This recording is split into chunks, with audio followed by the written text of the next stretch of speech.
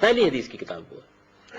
آپ موطا کو شروع سے لے کے آخر تک پڑھ جائیے, کہیں اس میں شائبہ بھی نہیں, کوئی ذکر نہیں بالکل. تو موطا بھی بالکل خالی ہے. اس کے بعد کی حدیث کی کتابوں میں البتہ سیدنا مسیح علیہ السلام کے نزول کا ذکر آنا شروع ہوا ہے, اور پھر بخاری میں بھی ہے, مسلم میں بھی ہے, ان کتابوں میں ہے جو بعد کے زمانے میں مرتب کی گئی ہے. کوئی شخص چاہے تو ان کی بنیاد پر یہ مان لے, تو اس کی روشنی میں آپ خود جائزہ لے لیجیے صورتحال کیا ہے. اس کے بعد اگر آپ سمجھتے ہیں کہ عام نقطہ نظر زیادہ قوی ہے, بسم اللہ مانتے رہیے, کوئی فرق نہیں پڑتا. اور اگر آپ ان تصریحات کی روشنی میں وہ رائے قائم کریں جو میرا اس معاملے میں رجحان ہے, تو امید ہے کہ غور و خوض کے کچھ اور سامان بھی کھلیں گے آپ کے. کیا بھائی ذرا ویڈیو یہ لمبی تھی, اسی لیے سنانا ضروری تھا کہ مسئلہ بڑا اہم ہے. کیا ہے موضوع؟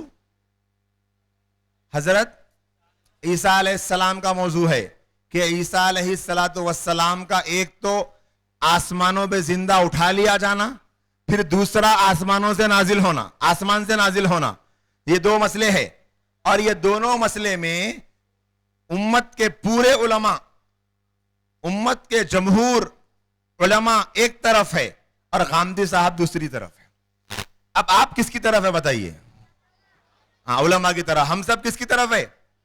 علماء کی طرف ہے. الحمدللہ اللہ کے نبی صلی اللہ علیہ وآلہ وسلم نے قرآنی آیات کے ذریعے سے بھی ہم کو یہ مسئلہ صاف صاف بتلا دیا ہے, ڈھکا چھپا نہیں ہے. یہ صاحب جیسا بتا رہے نا کہ قرآن مجید میں اللہ تعالیٰ جو بتائے وہ سورہ نساء آیت نمبر 157 158 ہے جو انہوں نے ابھی بتائی ہے, جس میں اللہ پاک نے فرمایا کہ وَلَكِنْ شُبِّيَ لَهُمْ وَمَا قَتَلُوهُ وَمَا صَلَبُوهُ وَلَكِنْ شُبِّيَ لَهُمْ. نہ تو عیسیٰ علیہ السلام کو قتل کیا گیا, نہ تو ان کو سولی چڑھائی گئی, اور کیا ہوا کہ یہ لوگ مشتبہ کر دیے گئے, شبہ میں پڑ گئے. تو یہ صاحب جی نے جو بتایا وہ واقعہ تو کسی حد تک درست ہے بتایا, لیکن اصل جو بات تھی وہ نہیں بتائے. اللہ تعالیٰ نے آسمانوں پر عیسیٰ علیہ السلام کو زندہ اٹھا لیا. یہ ہے قرآن مجید کی آیت کی تشریح میں علماء لکھے, سارے علماء کا یہی کہنا ہے. لیکن صاحب کیا کہہ رہے ہیں کہ آسمانوں پہ جب اٹھا لیے بول کے جو بول رہے ہیں, پھر فرشتے ان کو موت دے دیے, دے کے ان کو اوپر لے کے چلے گئے. ایسا یہ صاحب سمجھ رہے ہیں, لیکن علماء نے ایسا نہیں سمجھا. ہم علماء کی بات کو کیوں فالو کرتے؟ کیونکہ علماء 1400 سال سے جڑے ہیں چین میں. فقہا, مجتہدین, ائمہ, صحابہ کیا سمجھے ہم وہ دیکھیں گے. قرآن و حدیث کی وہی تشریح معتبر ہے جو نبی سے صحابہ نے سمجھی. کس نے سمجھی بھائی؟ سب ایک مرتبہ بولو. کس نے؟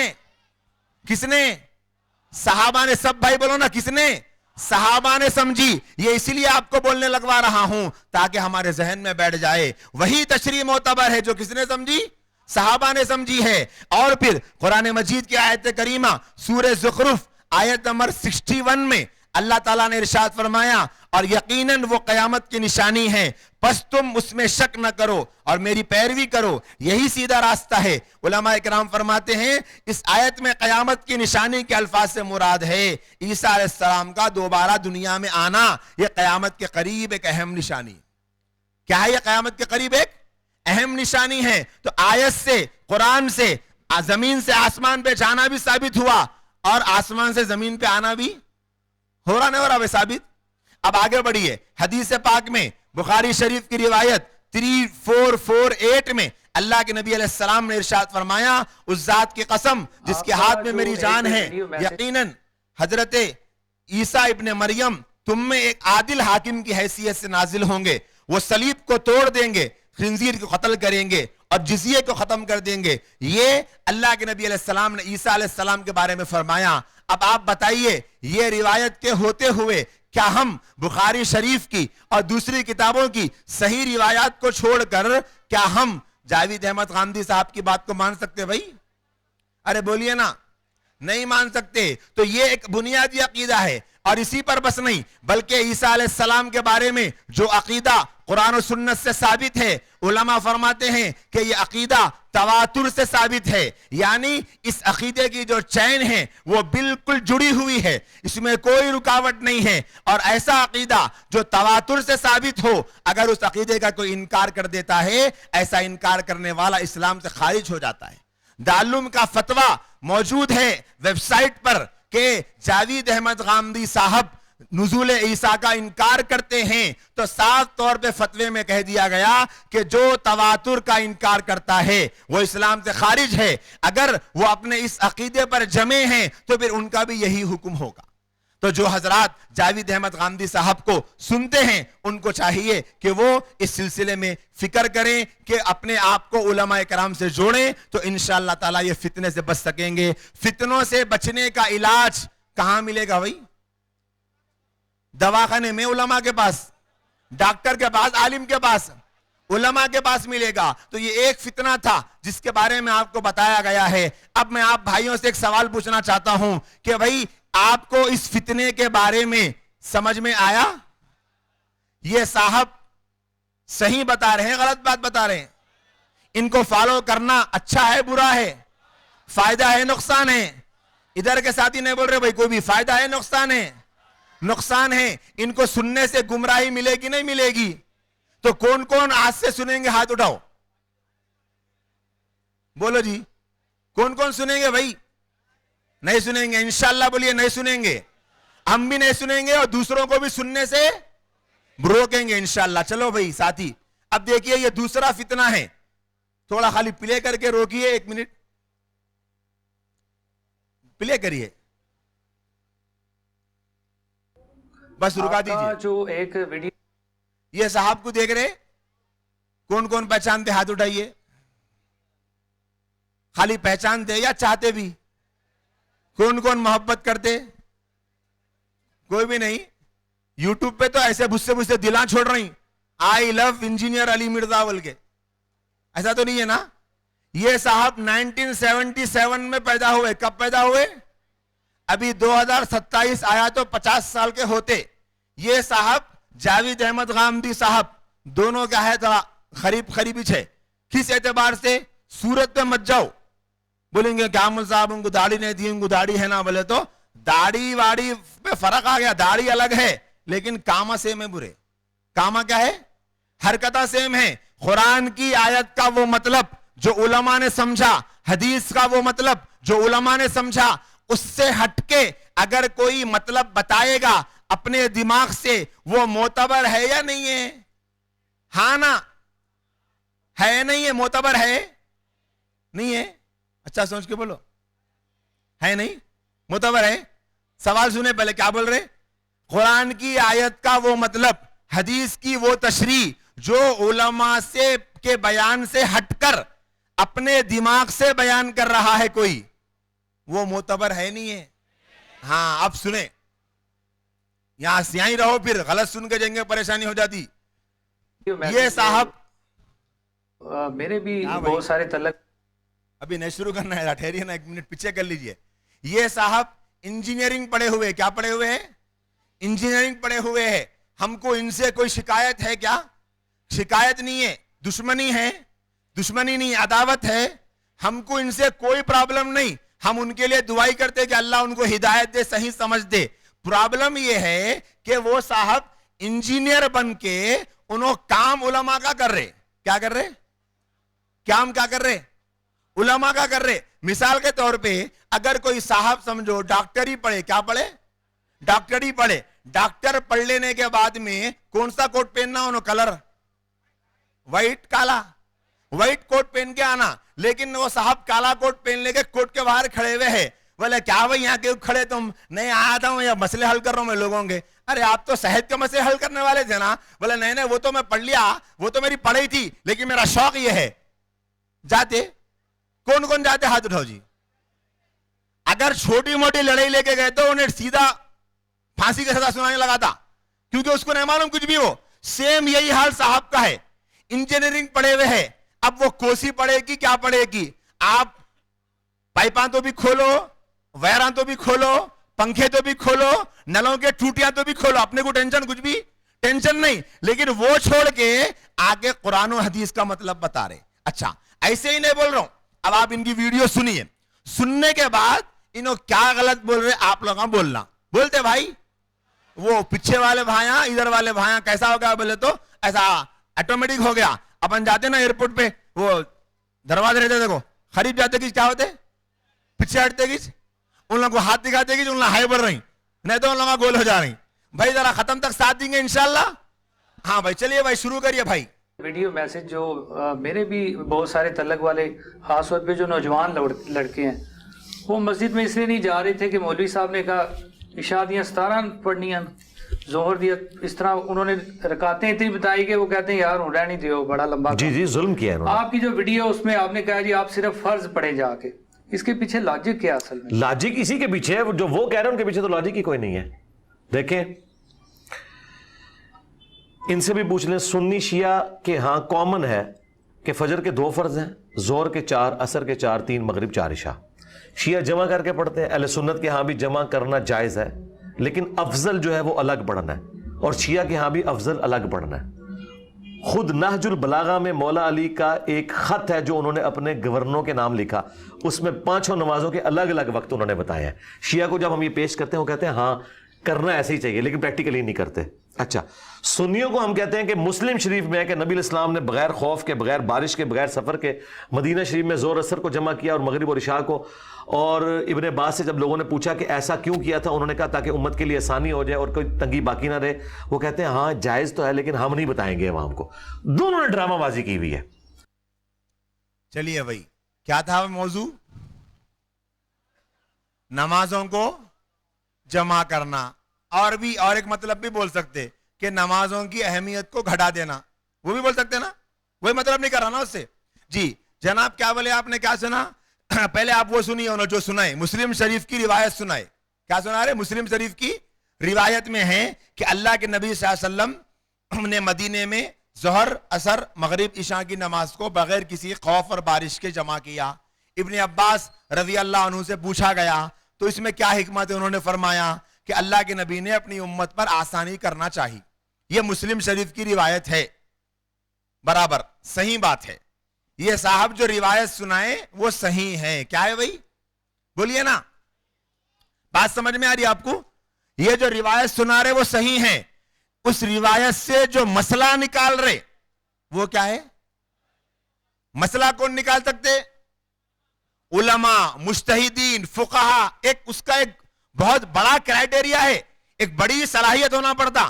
बड़े बड़े उलमा आपके तेलंगाना में, आंध्रा में, हिंदुस्तान के अंदर बड़े बड़े उलमा हैं, लेकिन अक्सर वो बेशतर उलमा अपने बड़े उलमा की किताबों के मसले पढ़ के सुना रहे। इंजीनियर साहब उनसे भी बड़े हो गए, खाली ऐसा हदीस पढ़ रहे मतलब निकाल रहे, हदीस में ये आ गया ना, अरे हदीस में आया भाई, लेकिन मतलब क्या है? मतलब किससे पूछेंगे? मतलब हम उलमा से पूछेंगे। अब आपको मैं सुनाता हूं, कोसी किताब में हदीस ये, मुस्लिम शरीफ किसमें? बोलिए ना एक मर्तबा, किसमें?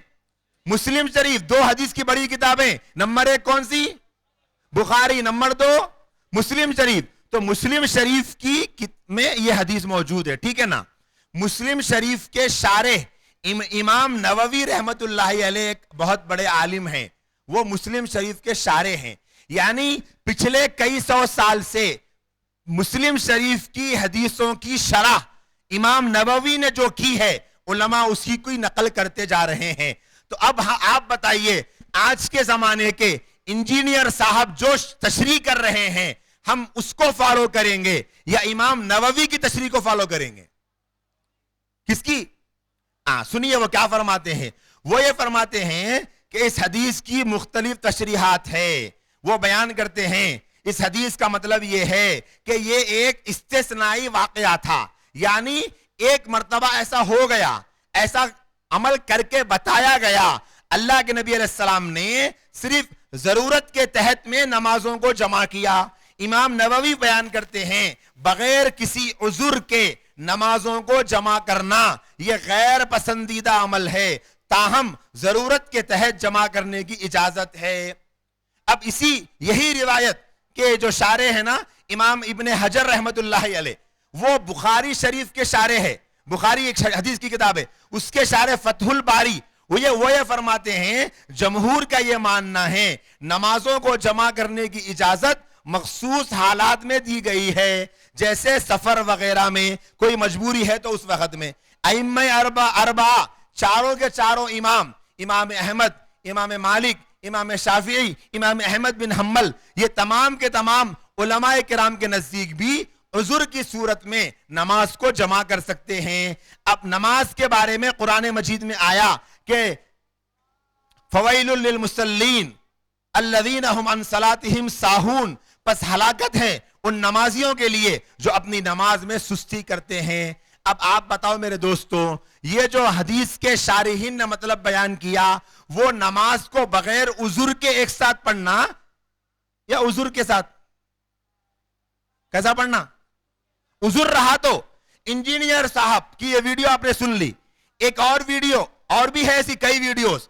ایک صاحب یہ پوچھے کہ انجینئر صاحب میں اگر کوئی صاحب کے بارے میں مسئلہ پوچھتا ہوں, کوئی کام کرنے والے, جاب کرنے والے, دن میں نماز پڑھنے کا وقت نہیں ملتا تو ان کو کم وقت میں 5 نمازیں کیسا پڑھنا, آپ اس کا کوئی طریقہ بتا دیجئے. آپ اگر یہی سوال کسی عالم دین سے پوچھیں گے انہوں کیا جواب دیتے بولو ذرا پہلے؟ جو وقت پہ ہے وہ وقت پہ پڑھو بولتے نہیں کہ بھئی آپ کمپنی میں ہیں, نماز مسجد قریب ہے, جماعت میں پڑھنے کی کوشش کرو. نہیں, مسجد کو جانا مشکل ہے, چند ساتھی ہے, جماعت بنا کے پڑھو کیونکہ جماعت کی نماز کا ثواب زیادہ ہے عام نماز کے مقابلے میں. اب آپ دیکھو یہاں پر اجتماع ہو رہا نا بھائی, صبح سے شام تک بیانات چل رہے, لیکن آپ نے یہاں بیٹھا ہوا اتنا بڑا مجمع اور پھر سوشل میڈیا کے ذریعے سے دیکھے جانے والے جتنے بھی لوگوں تک یہ بات پہنچے گی, چاہے وہ انجینئر صاحب کے چاہنے والے کیوں نہ ہو. میرا ایک سوال ہے, آپ نے کبھی لاکھوں کے مجمع میں, ہزاروں کے مجمع میں کبھی یہ دیکھا ہے کہ عصر اور مغرب کی نماز دونوں ایک ساتھ پڑھ رہے, یا ظہر اور عصر دونوں ملا کے پڑھ رہے؟ کبھی دیکھا بھائی آپ نے؟ کل شام میں یہاں مغرب سے آپ لوگ موجود ہیں, مغرب کی نماز کب پڑھے؟ مغرب کے وقت, مغرب کے بعد بیان ہوا, پھر عشاء کی نماز کب پڑھے؟ عشاء کے بیان کے بعد, بیان سے پہلے کب پڑھے؟ بیان کے بعد پڑھے. تو مغرب عشاء دونوں پڑھ لے کے بیان نہیں کر سکتے تھے؟ یہی سوال آپ انجینئر صاحب کو پوچھئے, انہوں کیا بولتے؟ وہ صاحب کو بولے میں آسان طریقہ بتاتا ہوں آپ کو, ایک کام یہ کرو کہ پورے نمازہ شام میں تو نہیں پڑھنا, البتہ آسان شکل یہ ہے کہ آپ مغرب سے بالکل قریب, مغرب سے تھوڑی دیر پہلے ظہر عصر 2 ملا کے پڑھ لو. کیا کرو؟ مغرب سے قریب کیا کرو؟ ظہر عصر 2 ملا کے پڑھ لو. مغرب کے بعد, مغرب کی نماز ہو گئی سمجھو, مغرب کا وقت جیسے شروع ہوا مغرب پڑھ لو, پھر فوراً عشاء پڑھ لو. کتنے نمازیں ہوں گے؟ 4 نمازیں. فجر کے وقت میں پڑھو. صحیح ہے غلط ہے؟ اچھا دلیل کیا ہے ان کے پاس؟ دلیل ہے نہیں ہے؟ بولو نا جی, ہے نا؟ اب وہ ان کے پاس وہ کتاباں رکھی ہوئے, اپنے گھر نہیں ہے کتاباں, یا پورے بخاری, مسلم, ابو داود, سنن ابن ماجہ, ترمذی, نسائی رکھے تو یقین کرتے کیا لوگ؟ انہوں رکھ لے کے بیٹھے ہوئے ہیں. کتاباں رکھ لینے سے کوئی آدمی سچا نہیں ہوتا, کتابوں میں جو ہے وہ پڑھ لینے سے بھی سچا نہیں ہوتا. کتابوں میں جو لکھا ہے اس کا صحیح مطلب بتانا سچائی سے تب سچا ہوتا.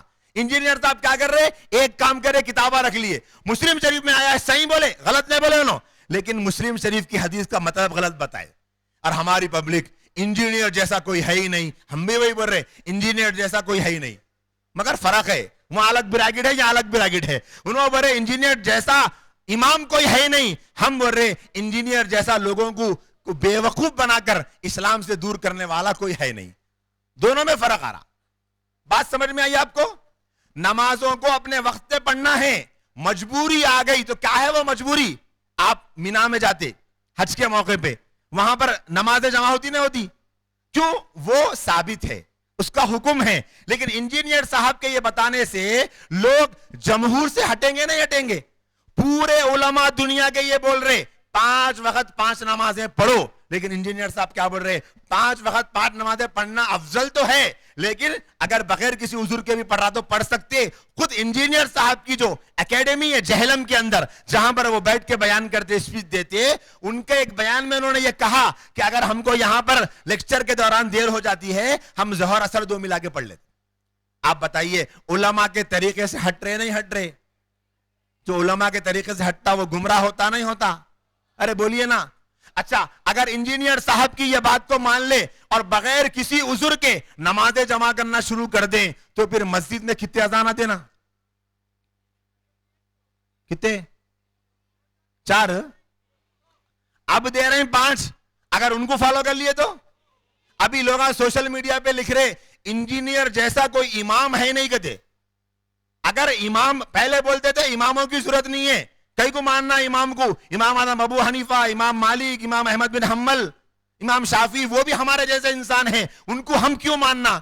تو سمجھ میں آ رہا تھا کیا ہے کہ بھائی نہیں مانتے سر کا دکھ رہا, کس کو ماننا کس کو ماننا, ڈائریکٹ قرآن و حدیث کو مانو بلکہ بولے, وہی بول رہے تھے. لیکن اب ان کے شاگرداں بولنا شروع کر رہے انجینئر صاحب امام کہتے, امام کے ویڈیو بنا کے ڈال رہے, امام 20 سال پہلے کیسے تھے, امام 15 سال پہلے کیسے تھے, امام 10 سال پہلے کیسے تھے, امام 2 سال پہلے کیسے تھے. مطلب یہ نکلا کہ 4 اماموں کو نہیں ماننے والے 5ویں امام کو مان رہے. اب کس کو مان رہے؟ اگر 4 امام کو ماننے والے غلط تھے تو 5ویں امام کو ماننے والے صحیح ہیں کیا؟ اگر امام کچھ ماننا تھا تو انجینئر صاحب سے اربوں کھربوں گنا اچھے تو امام اعظم ابو حنیفہ ہے. ارے بولو نا, ہے نہیں ہے؟ اگر ان کچھ ماننا تھا تو یہ گستاخ صحابہ کا گستاخ کو امام بنانے سے اچھا تو ہمارے وہی امام اچھے ہیں جو صحابہ کے ادب کرنے والے تھے, امام شافعی, امام مالک, امام احمد بن حنبل. تو میرے بھائیوں میرے دوستوں, انجینئر صاحب حدیث کا جو مطلب بتائے, صحیح بتائے غلط بتائے؟ بول رہے ہیں آواز نہیں آ رہی؟ چلیے آگے بڑھیے بھائی, سنیے اب. اچھا توجہ سے سنیے, اہم بات ہے بہت.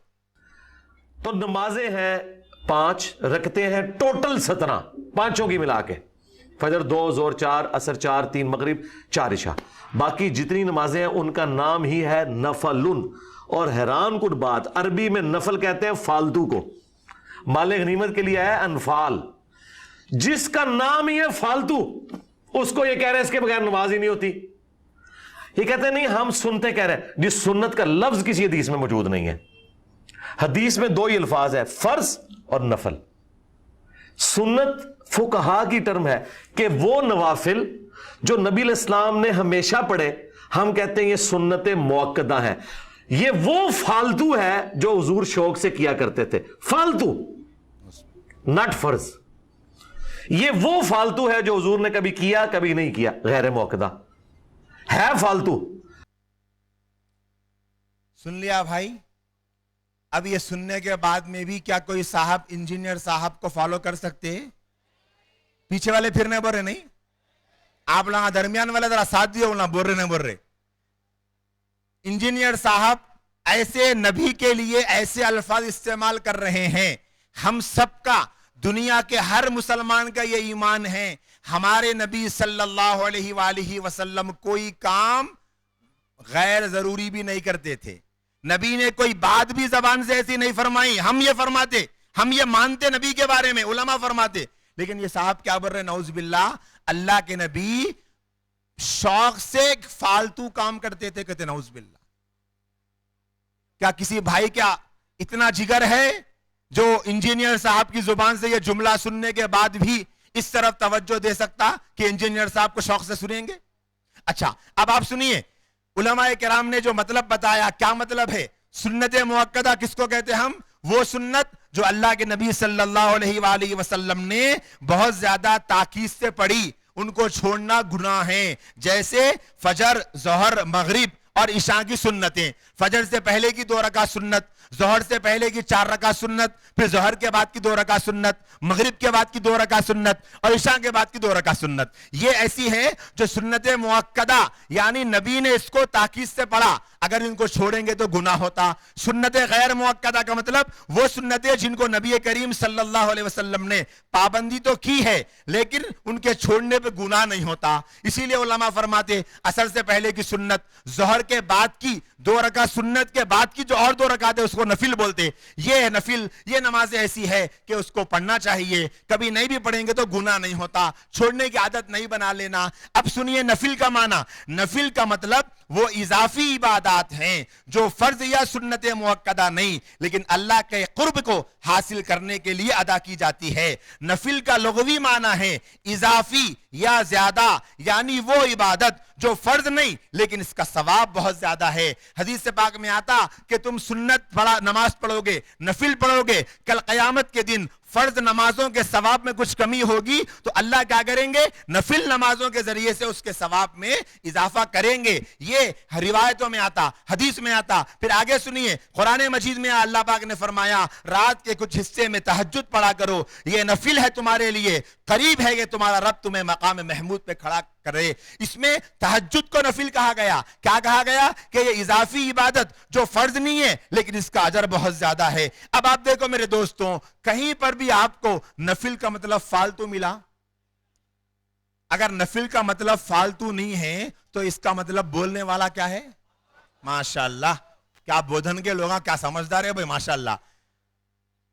نفل کا مطلب فالتو نہیں ہے تو بولنے والا کیا ہے؟ اس لیے کہ اللہ کے نبی کے ادب کا جس کو احساس نہیں، انہیں امام ہوتا، انہیں کسی کا رہنما ہو سکتا، اسلامک اسکالر ہو سکتا، پورے کیا بولتے نا وہ ارتھ پہ کہتے، ارتھ بولتے پوری دنیا میں اس وقت پریزنٹ ان کے جیسا کوئی بھی نہیں ہے کہتے. تو بریکٹ میں کیا ڈالنا؟ بولو سب لوگ ایک مرتبہ، پورے ارتھ پہ ان کے جیسا کوئی بھی نہیں ہے. صحیح ہے نہیں ہے؟ اللہ کے نبی صلی اللہ علیہ وسلم کے بارے میں ایسا لفظ استعمال کر رہا. پھر ڈھٹائی ایسی کہ آئندہ ویڈیو میں پوچھا گیا کہ انجینئر صاحب آپ ایسا ایک مرتبہ